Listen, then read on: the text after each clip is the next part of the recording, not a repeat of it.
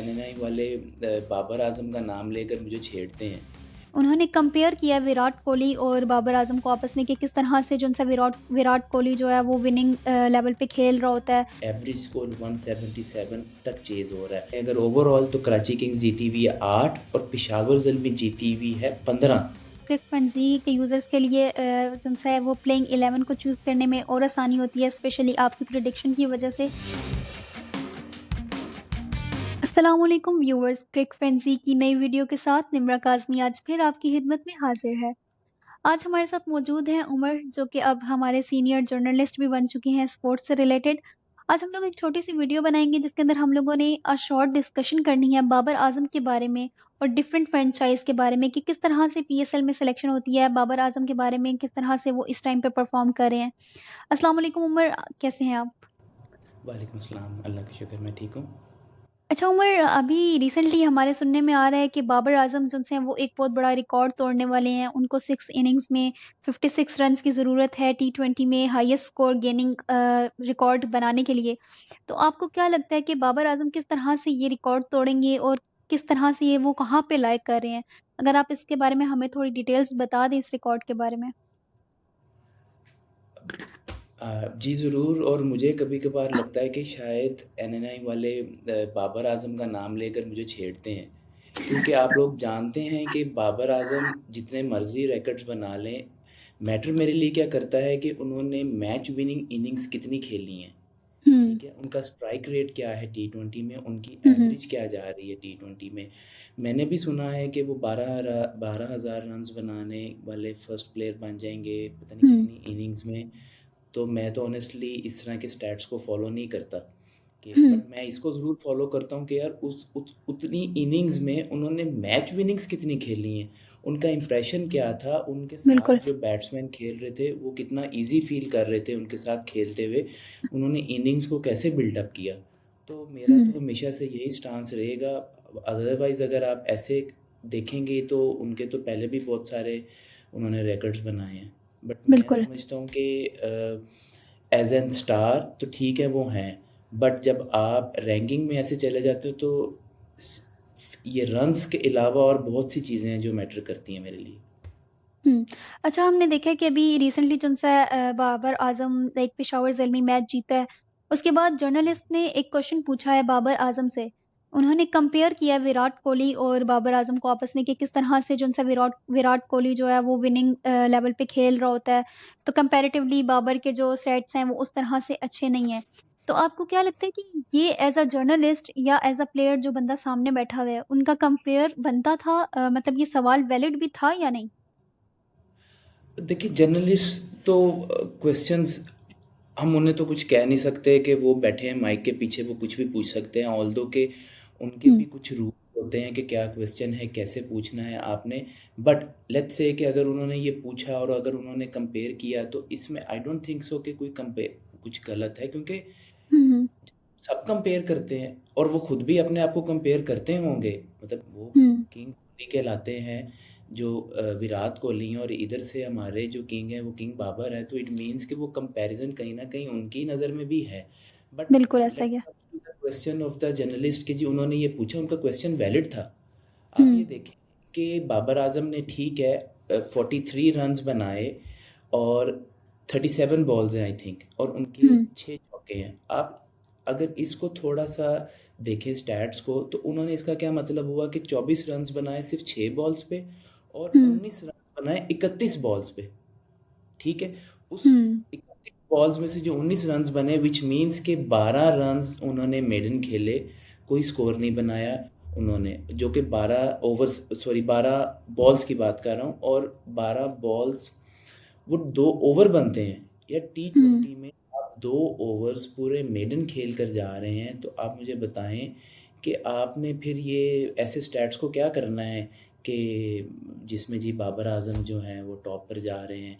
अब आप मुझे बताएँ कि दूसरी टीम का स्कोर हैदराबाद का थोड़ा था। अगर वो हुँ, स्कोर ज़्यादा होता, तो क्या हुँ, बाबर आज़म इसी स्ट्राइक रेट के साथ वो मैच को एंड तक लेकर जाते? तो ऑब्वियसली जो उनके ओपोनेंट साथ बैट्समैन बैटिंग कर रहे हैं, उन्होंने तो प्रेशर में आ जाना था।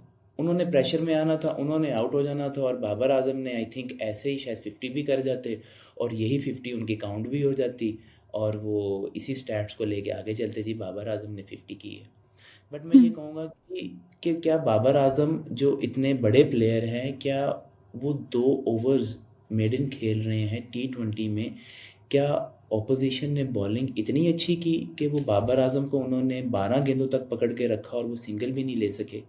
इसी तरह मैं अगर बात करता हूँ विराट कोहली की भी, चलिए हुँ, स्टैट्स ही देख लेते हैं। बाबर आजम ने इस टाइम फर्स्ट में है हुँ, आपके most in the T20, but उनके हुँ, मैचेस हुँ, देखें कितने, 145। विराट कोहली हैं तीसरे नंबर पर, बट उनके मैचेस देखे वो हैं ऑलमोस्ट 125, 24, 20 मैचेस का फ़र्क है। विराट कोहली की एवरेज है 48, ऑलमोस्ट 49, और इनकी एवरेज है 38। हुँ, ठीक है। स्ट्राइक रेट आप उनका देखें 137 है, और इनका भी 125-26 के करीब है। तो आप ये हुँ, देखें कि 20 मैचेस कम खेल के भी इनसे कितना सिर्फ पीछे हैं, सिर्फ 400 रन्स का डिफरेंस है। और हुँ, वो 400 रन्स का डिफरेंस भी अगर आप देखें तो कितनी जल्दी वो कवर हो सकता है अगर वो मैचेस खेलें तो। बट बाबर तो बिल्कुल। खेलेंगे, क्योंकि हमारे पास तो बाबर का रिप्लेसमेंट नहीं है। इंडिया के पास तो कोहली का रिप्लेसमेंट है, और उनकी जगह कितने ऐसे प्लेयर आ गए हैं जो देख के ये लग रहा है कि भी कि ये तो कोहली का भी रिकॉर्ड जो है वो तोड़ देंगे। बट ऐसा हमारे ही पास है। तो किंग बाबर के अलावा अभी तक कोई ऐसा प्लेयर नहीं बना जी कि जो 45 रन्स बना सके T20 में 40 गेंदों पे। तो ये हमें थोड़ा-सा देखना चाहिए कि यार जो रन्स में वो स्कोर कर रहे हैं, वो किस सिनेरियो में कर रहे हैं, क्या कर रहे हैं। हाँ, कुछ हम मानते हैं कि यार वो उनका अच्छा खेलते हैं, वो सारा कुछ है, बट वो ये भी तो देखें कि यार बहुत अरसे से उनमें जो फ़ॉल्ट है कि वो बॉल आने से पहले ही अपनी चेस्ट ओपन करके खेलते हैं, वो सबको पता चल गई है। तो वो हुँ, उसको ठीक करने के लिए यार वो आप अपनी डोमेस्टिक क्रिकेट खेलें, फर्स्ट क्लास में चले जाएँ, वहाँ पे इम्प्रूव करके आएँ, दोबारा आ जाएँ, अभी यंग हैं, वो खेल सकते हैं, हमारे स्टार हैं वो। हुँ, हम बिल्कुल। लोग उसी स्टैट को लेके बैठे हैं, अगर उसी तरह स्टैट्स को ही देखना है तो 145 मैचेस में बाबर आजम जो बने हैं जी, मेरे ख्याल से प्लेयर ऑफ द मैच उन्हें अवार्ड मिला है 10 दफ़ा, जो कि स्टैट्स के मुताबिक वो हैं 24वें नंबर पे। और हुँ, विराट कोहली है 125 मैचेस के साथ चौथे नंबर पे प्लेयर ऑफ द मैच। इसी तरह प्लेयर ऑफ द सीरीज़ का अवार्ड देखें, विराट कोहली है फर्स्ट नंबर पे 7 दफ़ा जिन्हें मिला है, और बाबर आजम है फोर्थ नंबर पर। अब आप मुझे हुँ, बताएं कि कंपैरिजन हो रहा है 145 मैचेस का और 125 मैचेस का। हुँ, तो ये चीज़ें हैं आई थिंक कि जो हमें भी एज एन व्यूअर देखनी चाहिए, लोगों को देखनी चाहिए। ठीक है, हमारे स्टार हैं, अब मजबूरन हमारा स्टार ऐसा है, वरना दौर ऐसा होता था कि आपके पास स्टार प्लेयर्स कौन कौन, मोहम्मद यूसुफ भी उसी टीम में होते थे, मोहम्मद यूनुस भी उसी टीम, यूनुस खान भी उसी टीम में होते थे, इंजमाम भी उसी टीम में होते थे। आपके ऑलराउंडर में शाहिद अफरीदी, अब्दुल रज़ाक भी उसी टीम में होते थे, वसीम अकरम भी बिल्कुल। तो ये हमारे पास पिक करना मुश्किल हो जाता था कि यार ये कौन सा अच्छा परफॉर्मेंस दे सकता है, क्योंकि सारे स्टार प्लेयर थे। अभी हमारे पास क्या हुँ, रह गया जी, बाबर आजम स्टार है, ऑब्वियसली वो स्टार हैं, बट हमारा बिल्कुल। क्राइटेरिया बहुत ज़्यादा चेंज हो गया है। हुँ। अच्छा अमन अगर देखा जाए तो अगर स्टैट्स का इतना इश्यू है, इतना ज़्यादा प्रॉब्लम चल रही है, तो फ्रैंचाइज़ ओनर्स जो होते हैं, जो फ्रैंचाइज़ ओनर्स होते हैं, जो अपनी टीम बना रहे होते हैं, टीम ले रहे होते हैं, उस टाइम पे खरीदते हुए उनको बाबर आज़म को खरीदते हुए ये चीज़ ज़हन में नहीं आती कि उनके स्टैट्स इतने खराब चल रहे हैं, उनकी टीम के ऊपर कोई इफ़ेक्ट हो सकता है? नहीं, नहीं, नहीं, नहीं, नहीं। देखिए निब्रा, स्टैट्स तो अच्छे जा रहे हैं। स्टैट्स के हुँ, मुताबिक तो वो देखें 12,000 रन्स बनाने वाले फर्स्ट बन जाएँगे। स्टैट्स के मुताबिक तो वो उन्होंने करियर में सबसे ज़्यादा रन्स T20 में बनाए हैं। But second cheese apart from this, कि वो क्या है कि एक एक एक ब्रांड बन गया ना, अब एक पब्लिक फिगर हुँ, है, लोग चाहते हैं। तो जो फ्रैंचाइज़ ओनर्स हैं उनको तो बिज़नेस भी चाहिए। वो ये तो हुँ, नहीं देखेंगे कि यार प्लेयर को वो ले रहे हैं, प्लेयर को उस नेम को वो ले रहे हैं कि जो इस टाइम मार्केट में चल रहा है। हुँ, उनको कुछ वो प्लेयर्स भी डालने होते हैं, उनको कुछ जो परफ़ॉर्म करने वाले प्लेयर्स हैं वो भी डालने होते हैं। रूल्स के मुताबिक आपने यंगस्टर्स भी खिलाने होते हैं, और बिल्कुल। कुछ फॉरेन प्लेयर्स भी ऐड करना। तो फ्रेंचाइज़ ओनर को तो आप एज़ एन बिज़नेसमैन ही लें कि वो उन्होंने वहाँ से बिज़नेस भी जनरेट करना है, चाहे वो मैच जीत कर करें, चाहे वो ऐड से करें, या वो और कैंपेन्स चलाकर करें। अगर हम लोग लास्टली डिस्कस कर लें एक सेगमेंट सेक्शन थोड़ा-सा कि प्रेडिक्शन सेक्शन थोड़ा-सा हम लोग डिस्कस कर लेते हैं कि आज कराची किंग वर्सेस पेशावर ज़ल्मी है। तो आपको क्या लगता है कि आज कौन-सी टीम जो है वो ज़्यादा अच्छा परफ़ॉर्म करने वाली है ग्राउंड के अंदर?